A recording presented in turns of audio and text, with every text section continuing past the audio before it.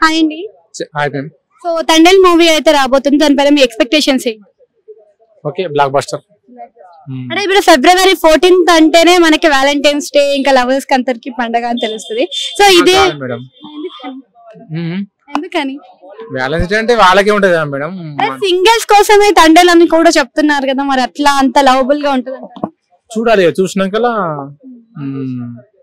Movie అయితే పక్క block buster అనుకుంటున్నాం. మరి అంటే ఎందుకు ట్రైలర్ చూసారా? ట్రైలర్ లో మీకు బాగుంది. అది ఏం నచ్చింది మీకు ట్రైలర్? ట్రైలర్ అంటే అంటే రెగ్యులర్ గా జరిగా అంటే మన ఏది వేటకు వెళ్తారు కదా సముద్రంలో, అది రియల్ స్టోరీ. అది వాళ్ళ కష్టాలు కానీ అది కానీ దాని పరంగా ఉంటుందేమో నేను అనుకుంటున్నా. అంటే సాయి పల్లవి కాంబినేషన్ ఆల్రెడీ చూసిందే మనం, నాగ చైతన్య సాయి పల్లవి కాంబినేషన్.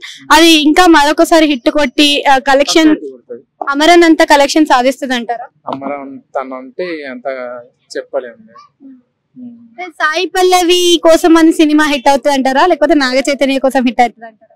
ఇద్దరు ఓకే, కానీ ఎక్కువ సాయి పల్లవి అంటే కొంచెం పద్ధతిగా ఉండడం కానీ మంచిగా, అంటే అందరిలాగా కాకుండా.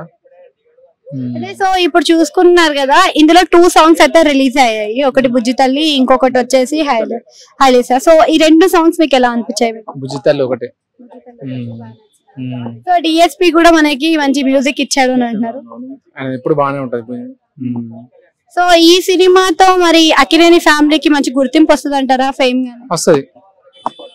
వస్తుంది మ్యామ్.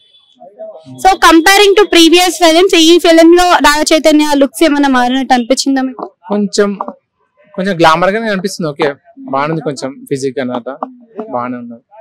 Thank you.